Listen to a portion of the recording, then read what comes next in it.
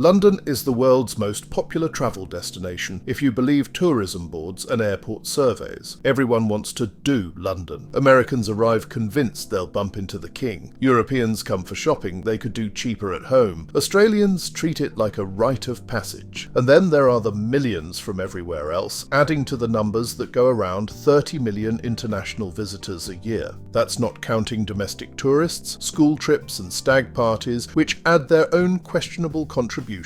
So why London? Not because it's cheap, efficient or relaxing. It is none of those things. It's popular because it's been at the centre of global culture, finance and politics for centuries. Every empire leaves souvenirs and London has been collecting. The result is a city where you can walk from a medieval fortress to a glass skyscraper in 10 minutes.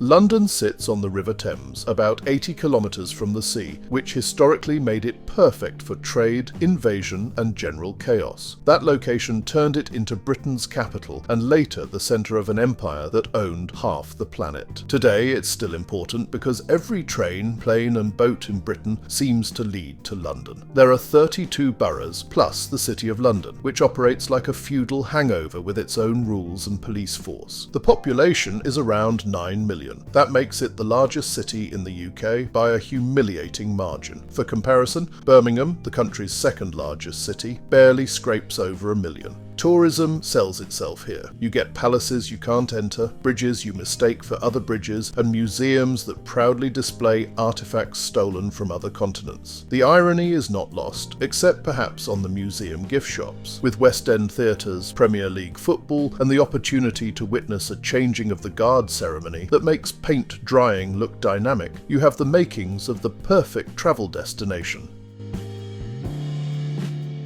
How do you even get to London? Simple. Fly in and then regret it. Heathrow, the busiest airport in Europe, greets you with queues so long you'll start aging in real time. Gatwick, the cheaper sibling, is an hour away by train. Stansted and Luton are technically London airports, but only in the way that Camilla is Queen of the United Kingdom. You'll spend more time reaching the city than you did crossing the continent. There's also City Airport in the Docklands, perfect if you enjoy paying a small fortune for short-haul flights. Once you land, you face the tube. The Underground is the oldest metro system in the world. It's basically Victorian plumbing with trains. Signal failures, line closures, inexplicable delays, all standard. During rush hour, prepare to be compressed into human origami. Yet, despite its flaws, the tube is still faster than any alternative, unless you enjoy testing your patience in traffic that hasn't moved since the 1990s. London loves to brag about having the most extensive rail network in the UK, but the experience often feels like punishment for crimes you didn't commit. Let's just say the timetables are more of a suggestion. If you're on a commuter train, forget comfort. You'll stand, sometimes pressed so close to strangers you could guess their deodorant brand, if they remembered to use one. Still, trains are vital for reaching London. They drag in millions of commuters daily from the suburbs and beyond. London's famous red double-deckers look charming on a fridge magnet, but riding one is a different story. On paper, the bus network is impressive. Over 700 routes, thousands of stops, running 24/7. In reality, it's a slow-motion tour of traffic hell. You'll sit there watching cyclists overtake you while the driver insists on stopping every 200 metres because someone accidentally pushed the button. The buses are cheap though, £1.75 per ride. Tap your card, done. No zones, no peak hour scam, just flat pricing. London started as Londinium, a Roman trading post in the year 47. Ships could sail in, unload goods, and tax collectors could take their cut. Then the empire collapsed, and so did London. Abandoned, burned, looted. The Saxons rebuilt it a bit further west. Then the Vikings arrived and torched the place. Medieval London was filthy and chaotic. Narrow alleys, wooden houses, open drains. The population grew anyway. Then came fire, the big one in 1666. A bakery mishap turned into an inferno that swallowed most of the city. Thousands lost their homes, and Christopher Wren got the career opportunity of a lifetime. Out of the ashes came St. Paul's Cathedral and a more modern city plan. By the 18th and 19th centuries, London became the beating heart of the British Empire. Trade, colonies, money, all funneled here. Population exploded, slums multiplied, so did railways, bridges, and industry. The smog was legendary. Charles Dickens made a career describing the misery. The 20th century was no quieter. The Blitz during World War II hammered London. Whole neighbourhoods flattened, thousands died. In the 1980s, finance was deregulated. Canary Wharf rose from derelict docks into glass towers, and bankers replaced factory workers. Today, the city is still global, still crowded, still absurdly expensive. London's modern story is rubble to riches to ruin to reinvention, on repeat. Before we take a closer look at London, please hit the like button to support our channel.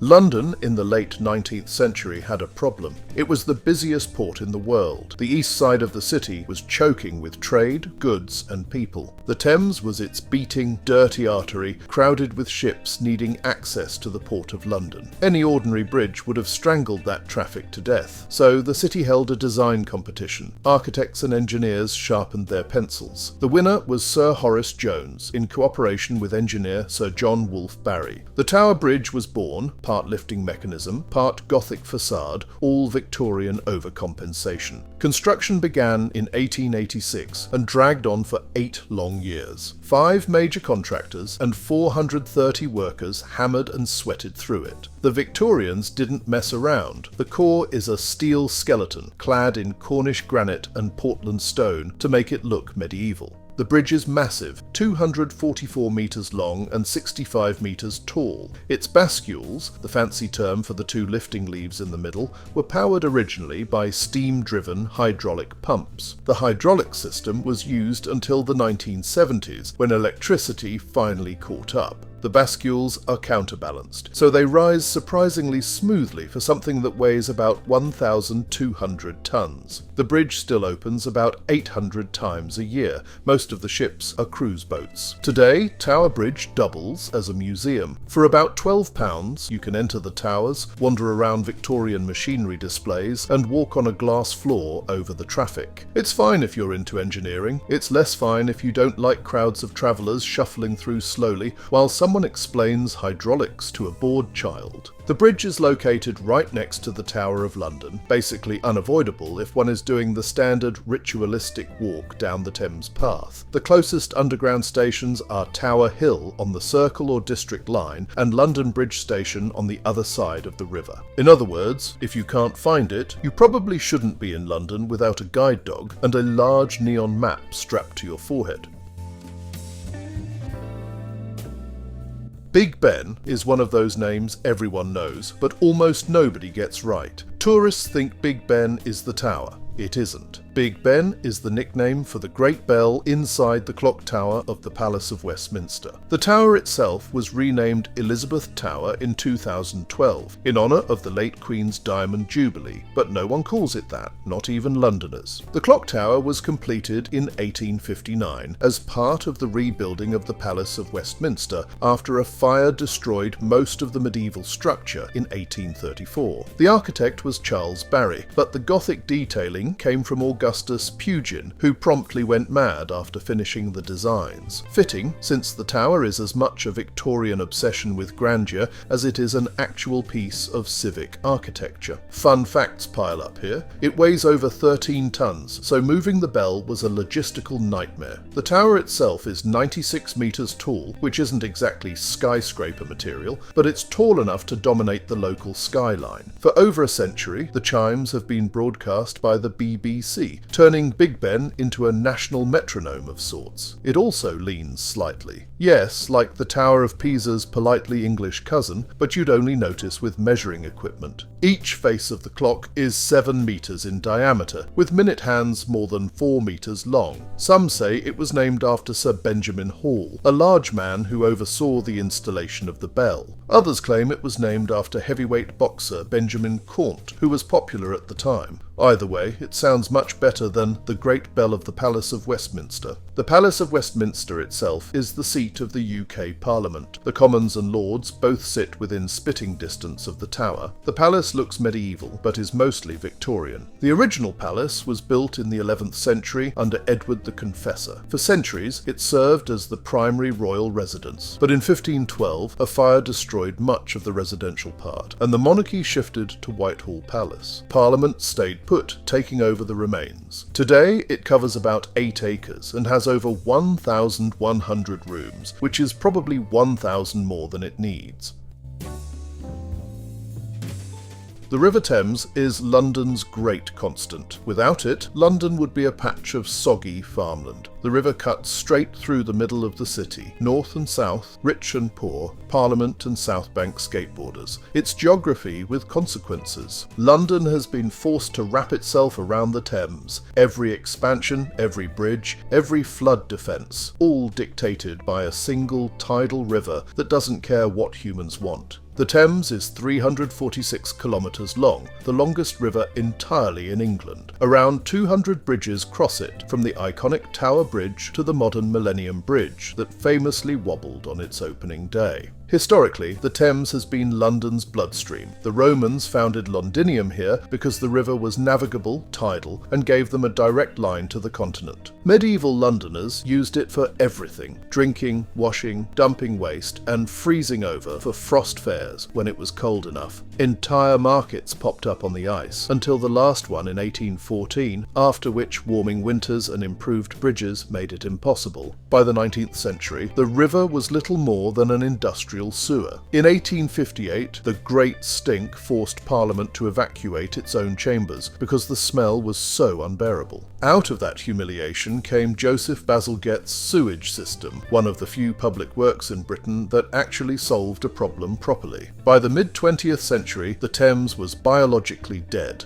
Nothing could live in it. Now, after decades of clean-up and billions of pounds, it has salmon, seals, and even some lost whales. In the 2000s, scientists declared it reborn. In London, the river is tidal as far inland as Teddington, which means the city has always had to fight against flooding. That's why the Thames Barrier was built in 1984, a giant mechanical defence that protects London from storm surges. Without it, large parts of the city would already be underwater, which would certainly make property prices more interesting. Tourism today treats the Thames as charming scenery. Boat tours run constantly. They turn historical commentary into an almost industrial process of explaining Shakespeare, Parliament, Big Ben, and modern skyline oddities. There are guided walks along the South Bank, a stretch rebranded as artsy and cultural. The London Eye is the sort of attraction that looks futuristic, yet is already dated. Officially opened in 2000, it was meant to celebrate the new millennium with a bold piece of engineering. That was the idea: huge symbolic projects to mark the arrival of a new century. The British government didn't build it themselves. Instead, it came from the creative partnership of architects David Marks and Julia Barfield, and was financed largely by private companies. When completed, the Eye was, with its 135 metres, the tallest Ferris wheel on Earth. That record did not last, but for a shining few years it stood unrivaled. This thing is engineered with surgical precision. It doesn't stop to let people on or off. Capsules move continuously, rotating so slowly that you just walk in or out while it creeps along. Each capsule is fully enclosed and climate controlled. A full rotation takes about 30 minutes. The pods are glass capsules that each hold about 25 people. They are not small, but when you're trapped with a bunch of Millwall hooligans or a screaming toddler, it suddenly feels claustrophobic. The Eye has 32 capsules, one for each of London's boroughs, and each capsule weighs about 10 tons. There is no capsule number 13 because humans, especially in skyscrapers and amusement rides, cannot resist superstition. The wheel is safe, although there have been a few malfunctions. Once in 2009, passengers were stuck for several hours when the wheel broke down. Statistically, though, the London Eye is safer than crossing the street in front of it. The wheel is popular because it's big big, visible and marketed well. More than 3 million people ride it each year. It's the UK's most visited paid tourist attraction. Sitting in the Jubilee Gardens, right on the South Bank, it's also easy to find, and everyone thinks the best way to see London is to pay money to hover above it. But it's not cheap. A standard ticket costs around £30 to £40 per adult, more if you buy fast track access to avoid the queues. The Tower of London is one of those places that proves England has always been good at recycling. What began as a Norman fortress in the 11th century has, over the centuries, served as a palace, an armoury, a mint, a prison, and now, of course, a tourist attraction. The tower sits on the north bank of the River Thames, right next to Tower Bridge. The origins are pure power politics. William the Conqueror put down the cornerstone in the 1070s, not because he loved architecture, but because he wanted to loom over Londoners with a visible reminder of who wore the crown. It became infamous during the Tudor era. The tower wasn't a mass dungeon. It reserved its walls for the high-profile queens, outright traitors, and those merely accused of thinking too loudly about rebellion. Famous names like Anne Boleyn, Thomas More, and Lady Jane Grey met their end here. Its record of accommodations was less hospitality, more chopping block. By the 17th and 18th centuries, the tower was losing its edge as a fortress, but kept busy as an armoury, a mint for coins, and a storage house for records and weapons. In the 19th century, the Victorians turned it into a museum. Yes, you can visit it. The tower is open almost every day, and entry is around £30 for adults. The crown jewels still sparkle inside, displayed under heavy glass and heavier security. Anne Boleyn's ghost allegedly still haunts the place, though like most ghost stories, it appears only when the gift shop is closed. The Tower of London has a dozen of real, feathered, loud ravens. Legend has it that if the ravens ever leave the tower, the kingdom will fall. To prevent this, their wings are clipped, a practical approach to superstition. King Charles probably checks the raven head count the way most people check if they left the oven on. The Buckingham Palace is the official London residence and administrative headquarters of the British monarch. It sits in Westminster, right at the end of the Mall.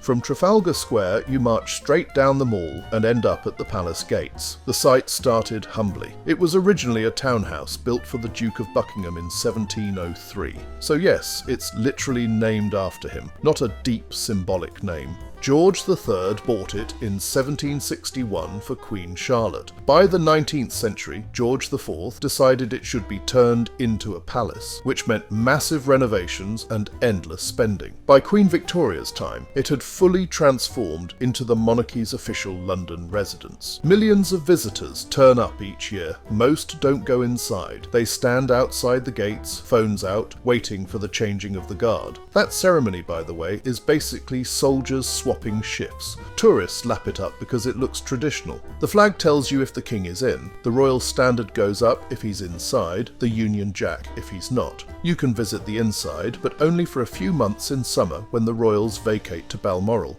Entry isn't cheap, but you'll get to see the state rooms, the throne room, and a lot of gilded furniture. No, you don't get to tour the king's bedroom. That's not part of the package. King Charles III occasionally stays here. The royals rotate between multiple palaces. Charles uses it mostly for ceremonial and official duties. But yes, technically, it's his London address. There are 775 rooms in total. That includes 52 royal and guest bedrooms, 188 staff bedrooms. Yes, staff live there, 92 offices and 78 bathrooms. The ballroom alone is 36.6 metres long. The garden covers 40 acres and is the largest private garden in London. It even has a helicopter landing pad and a lake with flamingos. There's also a doctor's surgery, swimming pool, cinema, jeweller and even a police station.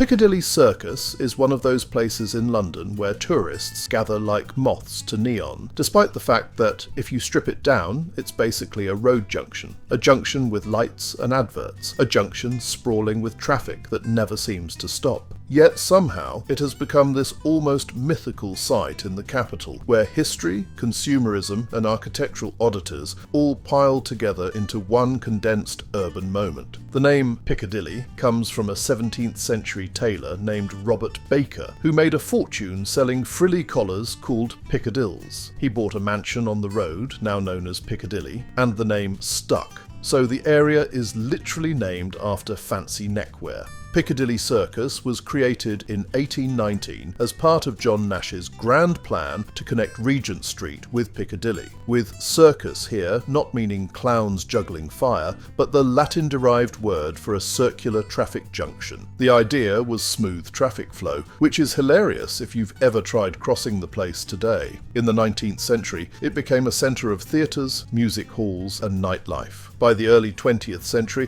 electric billboards were plastered on buildings, turning it into the closest thing London has to Times Square. Today, the neon and LED advertising signs are its most famous feature. Winston Churchill once gave a speech at Piccadilly Circus, and in World War II, when most of London went dark under blackout regulations, Piccadilly's lights were extinguished for precisely that reason. Once switched back on in 1949, it cemented itself as a symbol of post-war energy, optimism and commercial excess. So why the popularity? Millions of travellers pass through here every year because it's unavoidable. It's a cultural landmark without real depth. People enjoy standing in the middle of roaring traffic and flashing screens to feel like they've done London. It also helps that beneath it lies a busy underground station, opened 1906. Trains spill out passengers directly into the circus like an endless human tap.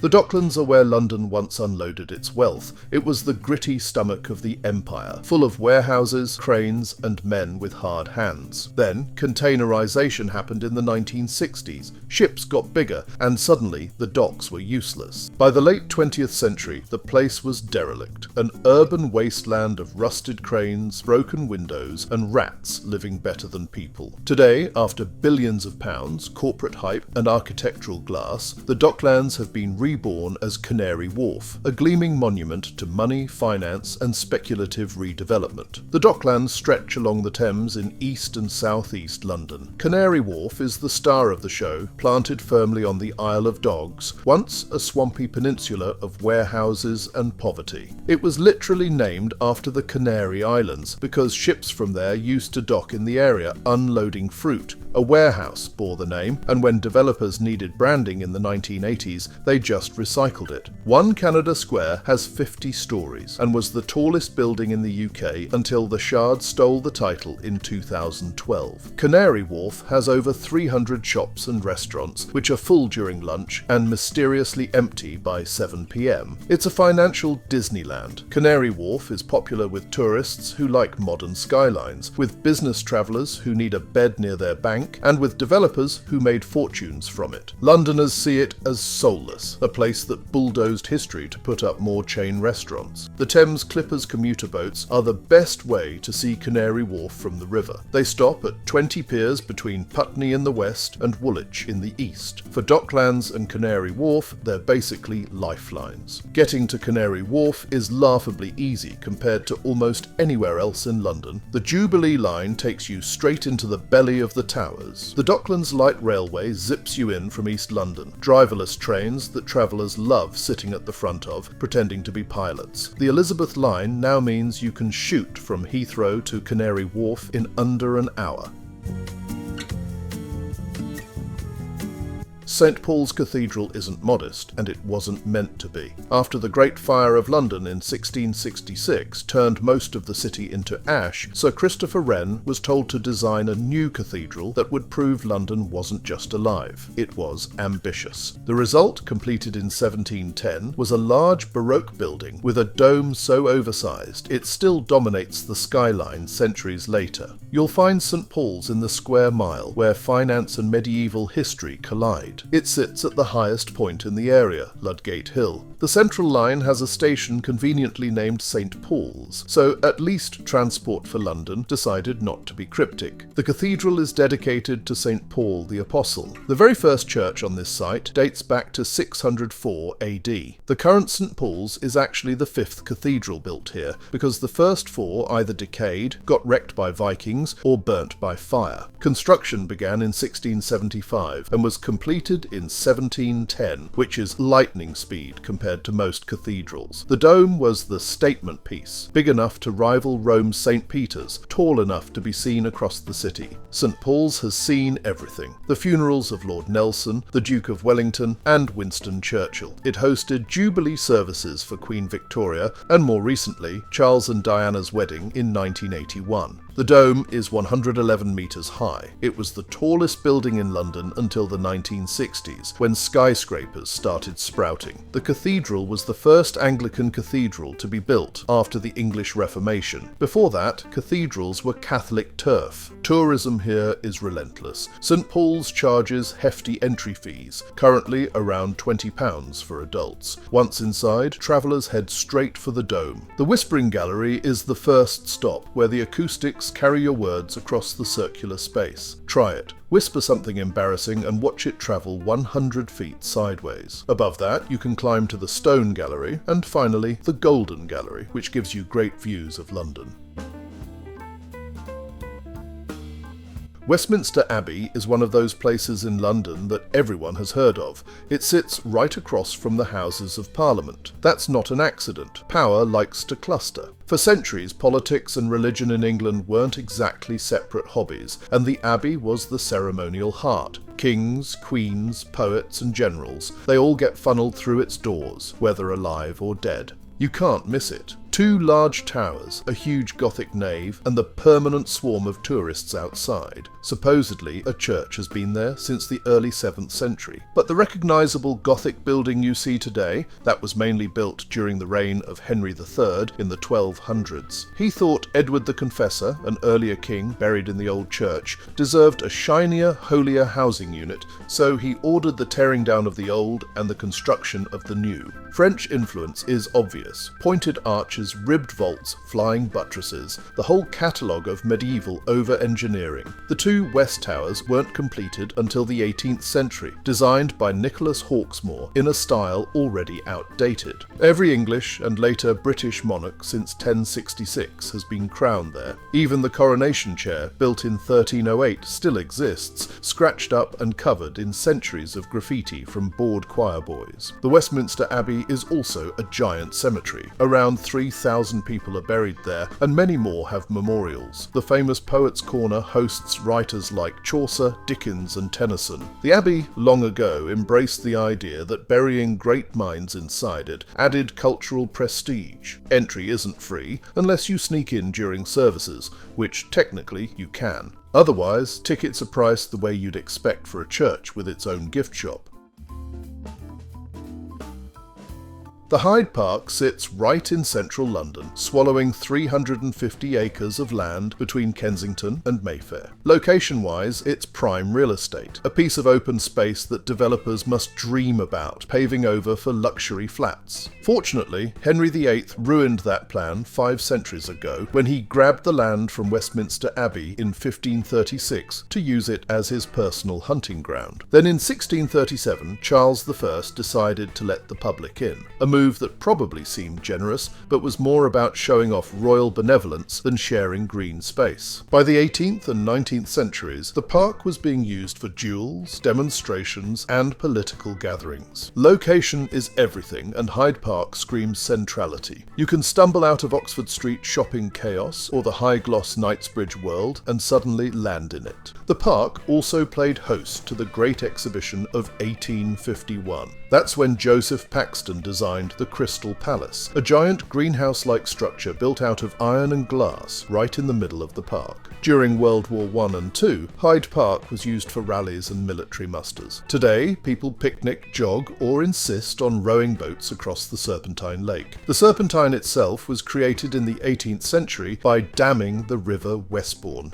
Mass protests are always here. Suffragettes, workers' rights groups, anti-war marches all took up space in Hyde Park. Today, Today, the famous Speaker's Corner still functions as the UK's open mic for political rants. Bring a step stool, shout about taxes, or scream into the void about your neighbour's hedge. It's all technically allowed. The park draws millions of visitors each year, largely because it's easy to reach. The tube drops you off at stations like Hyde Park Corner, Marble Arch, or Lancaster Gate. Walk out, and there it is. Grass, paths, and swarms of pigeons. Admission is free, which is probably the most shocking thing about London.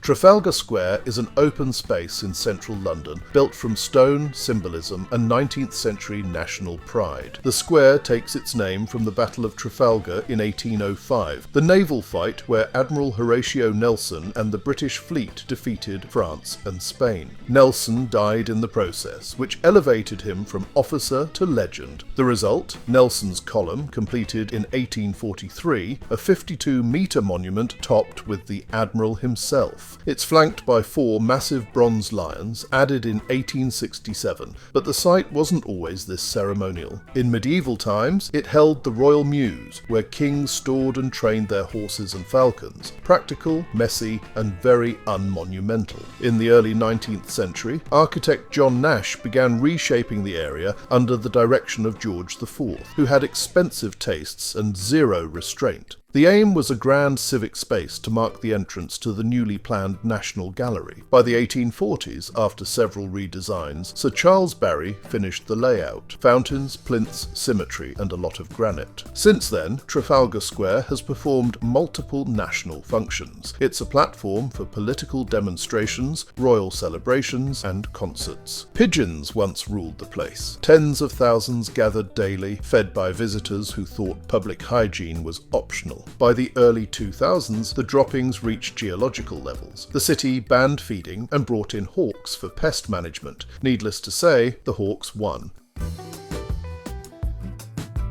Have you ever visited London? Tell your story in the comments. If you loved this video, hit the like button and subscribe to World Travel Guide.